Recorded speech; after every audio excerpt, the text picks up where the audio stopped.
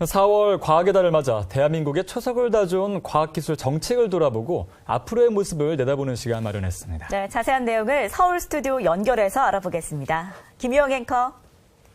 네, 서울 스튜디오 김유영입니다. 이른바 한강의 기적의 숨은 공신은 과학기술이라는 이야기를 자주 합니다. 대한민국의 초석을 다져온 과학기술은 이제 다른 나라의 노하우를 전수하기도 하는데요. 4월 과학의 달을 보내면서 대한민국 과학기술 현주소를 짚어보는 시간 마련했습니다. 네, 이석준 미래창조과학부 제1차관 모셨습니다. 차관님 어서 오세요. 안녕하세요. 예, 반갑습니다. 네, 과학의 달 지난 한 달간 지금 다양한 과학 행사가 열렸는데요. 지금 창조 경제, 과학 기술 이런 게 주제가 됐는데 예년과 좀 달라진 점 어떤 게 있을까요? 예, 매년 4월마다 그 정부기관하고 연구기관, 그다음에 시도교육청 등이 참여를 해서 과학의 달 행사를 해오고 있습니다만 올해는 무엇보다도 창조경제 구현을 위한 여러 가지 다양한 프로그램들이 마련됐습니다. 예. 예를 들면 페임랩 결선이라든지 뭐 아이디어 상상 마당이라든지 여러 가지 참여할 수 있는 그런 프로그램들이 많이 다양하게 갖춰져 있다고 들었습니다. 예, 참가자들의 반응이 어땠나요? 아마 참가자들 반응 굉장히 좋았고요. 특히 이제 청소년들, 과학기술이 굉장히 어렵게 느끼고 있는 청소년들의 경우에 직접 현장에 가서 예를 들면 그 핵융합 발전을 하기 위한 핵융합로 같은 케이스타라는 그 연구로가 있습니다. 예. 그걸 직접 보면서 핵융합 원리를 갖다 이렇게 들으면 예. 뭐 보고도 바로 이렇게 이해가 되는 그런 좋은 체험을 했다고 들었습니다. 예. 그동안 이 벤처기업 수가 지금 역대 최대인 3만여 개까지 지금 늘었고요. 또 연구소 기업도 지금 원래는 46곳에 불과했는데 이게 100곳을 넘었다고 하더라고요. 그만큼 이제 ICT, 소프트웨어 분야의 성과가 굉장히 크다고 알고 있는데 이런 성과를 낼 수 있는 요인은 어디에 있다 보시나요? 우선 정부가 이제 박근혜 정부 출범한 이후에 지난 2년간 창조경제를 하기 위한 터전을 굉장히 마련하는 데 굉장히 노력을 다했습니다. 예. 먼저 온라인 창조경제 타운이라든지 지역별로 지금 구축되고 있는 창조경제 혁신센터 등 그런 어떤 플랫폼을 구축해주고요. 국민들이 가지고 있는 아이디어나 상상력이 바로 그 기획이 되고 상품화되고 도움을 받을 수 있는 그런 어떤 생태계를 구축하는 데 굉장히 도움이 있었다고 생각하고요. 예. 특히 이제 벤처와 스타트업에 대해서는 저희가 정부가 세제라든지 금융면에서 적극적으로 지원하는 대책을 마련해 왔거든요. 그런 것들이 다 어울려서 이렇게 된 것으로 저희는 파악하고 있습니다. 예, 각 지역에 지금 창조경제혁신센터가 연이어서 문을 열고 있습니다. 보면 지금 4월 이번 달 9일에도 경남 창조경제혁신센터가 문을 열었거든요.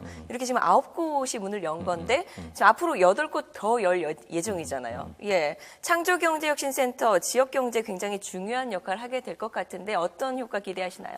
창조경제혁신센터는 기본적으로 두 가지 기능을 합니다. 하나는 지역의 창업의 허브가 되는 것이고요.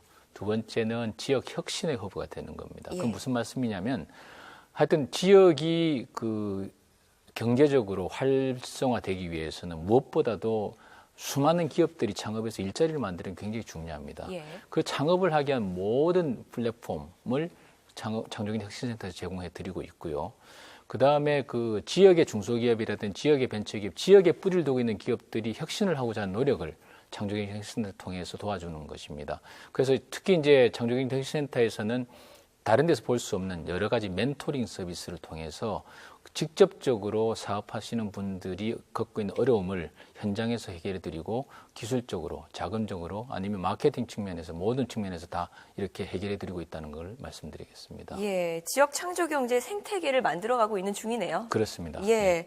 지난 3월에 지금 대통령 중동 순방을 통해서 사우디아라비아의 창조경제혁신센터가 이제 진출하는 계기가 마련이 됐고요. 또 이번에 또 브라질에도 진출을 하기로 결정이 됐다고 하던데 어떤 내용을 담고 있을까요? 참 그 놀라운 일입니다. 왜냐하면 저희가 창조경제 그 패러다임을 들고 이렇게 지난 2년간 열심히 노력했습니다만 각국 정부도 비슷한 그 갈증이 있는 것으로 저희가 알고 있습니다. 예. 특히 이제 정부와 사회, 초연결 정부와 사회와 시장이 통합되는 이런 과정에서 창조적인 아이디어를 가지고 있는 개인과 기업의 역할이 경제 전체에 차지하는 비중이 굉장히 중요하다. 예. 그런 차원에서 창조경제 생태계를 만드는 것이 굉장히 중요하고 한국이 2년 전부터 이렇게 창조경제 생태계를 만들어가는 노력에 대해서 브라질이나 사우디아라비아 같은 나라에서 눈여겨보고 있다.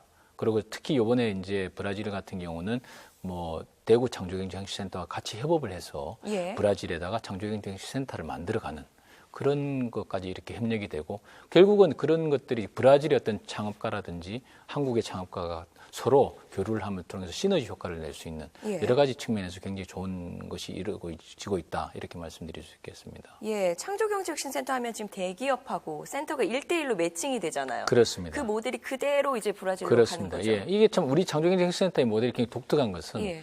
다른 나라는 일반적으로 대기업이 적극적으로 참여를 하지 않습니다. 그렇지만 저희는 이제 창조경제혁신센터 하나하나마다 대기업이 이렇게 옆에서 이제 지원할 수 있는 체제를 갖추고 있기 때문에 다른 나라보다는 훨씬 더 패스트 트랙, 굉장히 빨리 예. 창조경제 생태계가 조기에 구축될 수 있지 않을까 하는 그런 생각을 합니다. 예. 이번 중남미 순방에 지금 차관님께서도 같이 가셨잖아요. 네. 힘들지 않으셨어요? 일정이 굉장히 1박 5일 갔다 왔는데 굉장히 피곤합니다. 지금. 그러시죠. 예. 네, 페루에 지금 한국형 과학기술단지를 전수하고 오셨다고 들었습니다. 이게 대덕특구 모델인 거잖아요. 네. 예. 즉 과학기술 인프라도 수출했다 이렇게 볼 수도 있을 것 같은데 그렇습니다. 어떤 내용일까요? 참 이번에 가서 페루 가서 느낀 것은 페루 대통령께서 그 주한 그 페루 대사관에 무관을 하셨습니다. 예, 그래서 한국의 어떤 과학기술 혁신 생태계에 대해서 굉장히 잘 알고 계셔서 예. 지난해부터 꾸준히 관계되는 장차관님을 한국에 파견을 하셔서 배우고 이렇게 하는 과정에서 결국 그 페루도 우리 대덕 연구단지와 같은 과학기술 연구개발 단지가 필요하다는 결론을 내리시고 예. 저희한테 도움을 요청하셔서 저희가 그런 부분에 대해서 적극적으로 도움을 드리기로 이렇게 약속을 하고 왔습니다. 예. 특히 이제 ICT 분야에 대해서 굉장히 관심이 많기 때문에 ICT를 중심으로 하는 연구개발 단지에 대해서 저희가 그 지원하고자 하는 것입니다. 예. 지금 MOU가 체결이 되면요. 지금 뭐 어떤 식으로 지금 뭐 조성이 되는 건가요? 그렇습니다.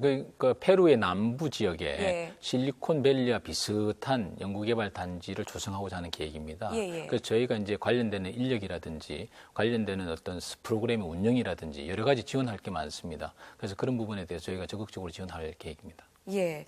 그런가 하면 지금 칠레와는 또 천문협력 MOU를 체결했다는 소식이 있습니다. 이게 칠레 같은 경우 고산지대잖아요. 네. 천체 관측이 가능하고 굉장히 그렇습니다. 그런 입지가 좋기 때문에 이런 게 지금 이루어지고 있는 걸까요? 그렇습니다. 칠레는 말씀하신 대로 고산지대라서 천체만환경을 설치하기 위한 적합 지역입니다. 예. 그래서 각국의 어떤 천체만환경이 이제 공동으로든지 아니면 독자적으로 이렇게 그 설치되고 있는데요. 저희도 우리 독자적인 천체만환경을 설치하는 것과 동시에 예. 그 대형 마젤란 망원경이라고 그래서 굉장히 큰 망원경을 그 각국 정부가 같이 이렇게 하는 투자해서 하는 프로그램이 있습니다. 예. 그래도 저희가 적극적으로 참여를 하고 있고요. 이번에 칠레와 MOU를 맺은 것은 그러한 칠레의 그 기관과 그 전체만환경 설치에 관련되는 노하우라든지 관련되는 전체 연구라든지 예. 하는 부분에 대해서 같이 협력할 것이 많기 때문에 저희가 MOU를 맺고 적극적으로 협력해 갈 계획입니다. MOU가 체결되면 뭐 우리나라 전문가들도 칠레 파견을 가는 건가요? 그렇습니다. 파견 가서 하고 그다음에 칠레에 있는 분들도 같이 공동 연구도 하게 되고 이런 여러 가지 다양한 프로그램이 준비되어 있습니다. 예, 그렇군요. 네, 오는 10월에는 지금 세계 과학기술 정상회의가 또 열립니다. 이게 네. 11년 만에 열리는데 우리나라가 개최국이라고 하면서요. 그렇습니다. 어떤 의미가 있을까요? 그러니까 2008년 그 글로벌 금융위기 이후에 과학기술 정상회의가 한 번도 열린 적이 없습니다. 근데 11년 만에 이제 과학기술 정상회의가 각국의 그 과학기술 담당 장관님들이 오셔서 이제 회의를 하시는데 예. 다만 그 장소를 그동안에 파리에서만 했었습니다. OECD 본부가 있는. 근데 이번에 그 한국의 대전, 그러니까 대덕 연구단지가 있는 대전을 선택해서 했다는 것은 굉장히 의미가 굉장히 높다고 생각을 하고요. 글로벌 금융위기의 어떤 극복이라든지 예. 앞으로 지속적인 경제 성장을 위해서는 과학기술의 역할이 굉장히 중요하다 하는 측면에서 저희가 그 장소로서 선정됐다는 것은 우리 어떤 그 모델을 과학기술을 통한 창조경제와 과학기술을 통한 경제 성장을 위한 우리의 노력에 대해서 굉장히 그 시사하는 바가 있다 하는 것을 느꼈습니다. 예. 이렇게 과학기술의 성장을 통해서 지금 우리나라 지금 뭐 경제대국이라고 불릴 만큼 경제 기반이 이렇게 좀 다져진 것 같은데 어떻게 평가하십니까? 뭐 그 양적인 측면에서는 특히 GDP 대비해서는 세계 1위의 연구개발 투자를 하고 있는 국가가 되었습니다. 예.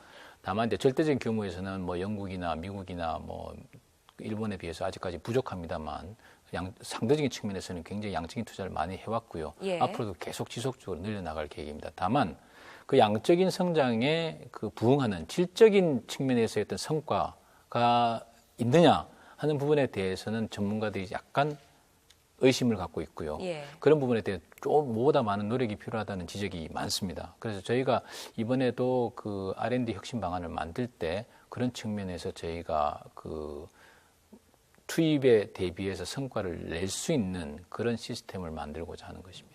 예, 차관님 마지막으로 R&D 관련 얘기도 해주셨는데 아직도 남아있는 과제도 있습니다. 네. 앞으로 정책 어떤 식으로 추진해 나갈 계획이신가요? 네.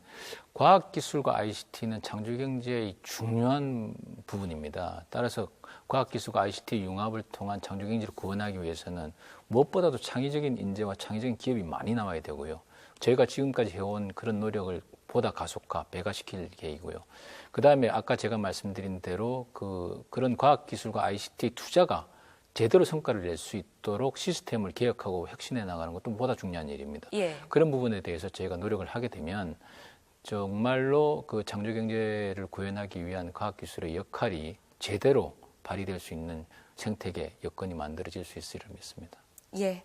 지금까지 미래창조과학부 이석준 1차관과 관련 얘기 나눠봤습니다. 오늘 말씀 고맙습니다. 감사합니다. 지난 반세기 동안 이룩한 기적의 역사에 과학기술이 초석이 되었다는 사실을 확인한 시간이었습니다. 그리고 이제 과학기술로 열어가는 대한민국 두 번째 기적을 기대해봅니다. 지금까지 서울 스튜디오에서 전해드렸습니다.